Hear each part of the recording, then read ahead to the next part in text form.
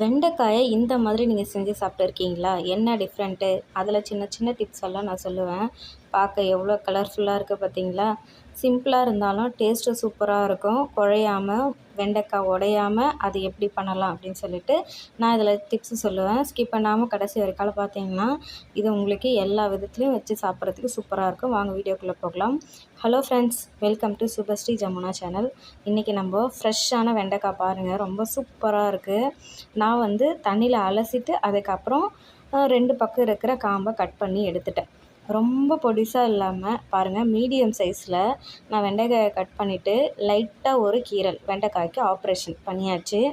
ரொம்ப வந்து 2ஆக வந்து இது பண்ணக்கூடாது, அப்போது வழுவழுப்பாக இருக்கும். நம்ம வதக்கும் போது இந்த மாதிரி பண்ணுறது எதுக்குன்னா, மசாலா உள்ளே போய்ட்டு சூப்பராக இருக்கும். இந்த மாதிரி நீங்கள் பண்ணியிருக்க மாட்டேன், இந்த மாதிரி ஒரு டைம் பண்ணுங்கள். இந்த மாதிரி கட் பண்ணி போட்டாலும் நமக்கு வந்து உடையாது. ஸோ இதே மாதிரி கட் பண்ணி எடுத்துக்கலாம் எல்லாமே. வெண்டைக்காய் சாப்பிட்டா மூளை வளரும்னு சொல்லுவாங்க. ஆனால் கட் பண்ணுறதுக்கு முன்னாடியே நமக்கு பற்றியா நல்ல ஒரு ஐடியா தோணுது. இந்த மாதிரியெல்லாம் புதுசு புதுசாக செஞ்சு சாப்பிடுங்க. கண்டிப்பாக இன்னும் நல்லா வந்து நமக்கு மூளை நல்லா வேலை செஞ்சு புதுசு புதுசாக நம்ம யோசிப்போம். தனித்தனியாக கட் பண்ணுறதுக்கு பதிலாக இந்த மாதிரி நடுவில் பெருசாக ஒரு கோடை போட்டுட்டு அப்படியே கட் பண்ணி எடுத்துக்கலாம். ஃப்ரெஷ்ஷான வெண்டைக்காங்க, அப்படியே எலசாக இருக்குது. சைஸ் தான் பெருசாக இருக்குது, ரொம்ப எலசாக இருந்தது. இப்போ வந்து ஒரு 2 டேபிள் ஸ்பூன் அளவுக்கு நான் எண்ணெய் சேர்த்துருக்கேன். அதில் வந்து நம்ம கட் பண்ணி வச்சுருந்த வெண்டைக்காய் எல்லாமே வந்து எண்ணெயில் சேர்த்துக்கலாம். கொஞ்சம் நேரம் வந்து வதக்கணும். வெண்டைக்காயை வந்து சும்மா அதை போட்டு நம்ம கிண்டிக்கிட்டே இருக்கக்கூடாது. அதில் வந்து நம்ம வந்து கொஞ்சம் வந்து நல்லா ஜென்டிலாக வந்து பண்ணோம்னாலே அது உடையாதுங்க. சும்மா வந்து கிண்டிகிட்டே பண்ணோம்னா அது உடையறதுக்கும் நிறைய வாய்ப்பு இருக்குது.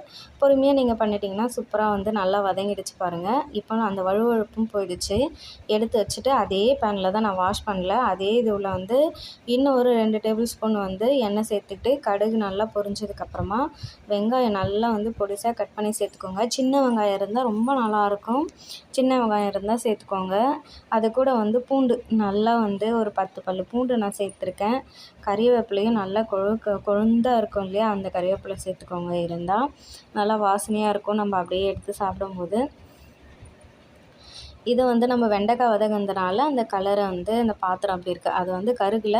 நம்ம வந்து அந்த வழுவழுப்பு கழுவணும்னு அவசியம் இல்லை. வழுவழுப்பு இருக்காதுங்க, லைட்டாக அந்த எண்ணெயில் வதக்கினதுனால. இப்போ வெங்காயம், பூண்டு, கறிவேப்பிலை எல்லாமே நல்லா வந்து வதங்கிடுச்சு. தக்காளி வந்து ரொம்ப நல்லா பழுத்து இருந்துச்சுன்னா அப்படியே சேர்த்துக்கோங்க. நான் 2 தக்காளி எடுத்திருக்கேன். தக்காளி பழுத்தே இருந்தாலும் அது மசிய கொஞ்சம் கஷ்டமாக இருக்கிறதுனால நான் பேஸ்ட்டு மாதிரி அரைக்கல. அதாவது 1, 2ஆக வந்து நான் வந்து அரைச்சிருக்கேன். கொஞ்சம் வந்து கொரகொரப்பாக இருக்கணும்.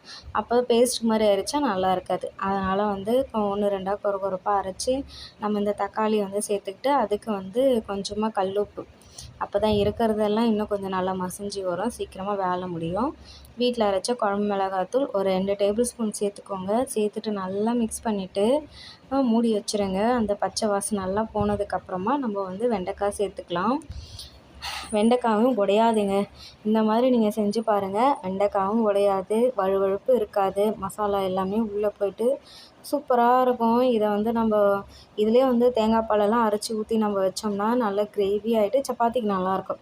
அதை ஒரு நாளைக்கு நம்ம போடலாம். இப்போ வந்து வெண்டைக்காய் புளி குழம்பு தான் நான் வந்து செஞ்சுருக்கேன். அப்படியே எண்ணெய் பிரிஞ்சு பார்க்கவே எவ்வளோ கலர்ஃபுல்லாக இருக்குது பார்த்தீங்களா? வெண்டைக்காய் இப்போ நம்ம வதக்கி வச்சதையும் நான் உள்ளே சேர்த்துக்கிறேன்.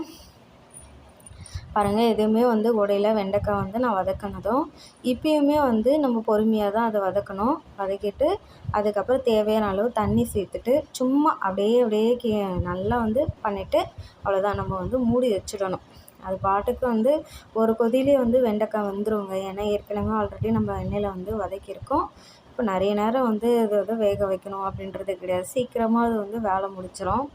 ஒரு 5 நிமிஷம் வந்து லோவாக தான் நம்ம வந்து வைக்கணும். ஸ்லோவாக, அது ரொம்ப ஃபாஸ்ட்டாலாம் வச்சு நம்ம சமைக்க தேவையில்ல. நல்லா வந்து பாருங்கள், சூப்பராக வந்து வெந்துருச்சு. நல்லா மிக்ஸ் பண்ணி காமிக்கிறேன்.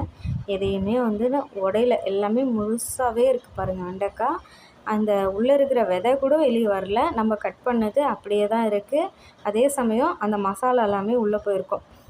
இப்போ பச்சை வாசனை போயிட்டு வெண்டைக்காய் நல்லா வெந்ததுக்கப்புறமா சின்னதாக ஒரு நெல்லிக்காய் சைஸ் புளியை சேர்த்துட்டு அதையுமே லைட்டாக வந்து இந்த மாதிரி நம்ம அடியோடு வந்து கிண்டி விட்டுட்டு மறுபடியும் அந்த பச்சை புளியோட வாசம் போகிற வரைக்காலும் கொதிக்க வச்சுட்டு இறக்கணும்னா சூப்பரான வெண்டைக்காய் புளிக்குழம்பு ரெடி. இந்த டிப்ஸ் எல்லாம் நீங்கள் ஃபாலோ பண்ணிங்கன்னா வெண்டைக்காய் வந்து ஒருத்தர் பண்ணால் குழகுழப்பாக இருக்குது வேண்டான்னுவாங்க. எந்த ஒரு டிஃப்ரென்ஸுமே தெரியாது, சூப்பராக இருக்கும். பார்க்கவே இவ்வளோ நல்லாயிருக்கு பார்த்தீங்களா. இது இட்லி, தோசை, சாதத்துக்கு கூட சாப்பிட்லாம். பிடிச்சிருந்தால் நம்ம சுபஸ்ரீ ஜமுனா சேனலை லைக் பண்ணி சப்ஸ்கிரைப் பண்ணி சப்போர்ட் பண்ணுங்கள். நெக்ஸ்ட் ஒரு சூப்பரான வீடியோ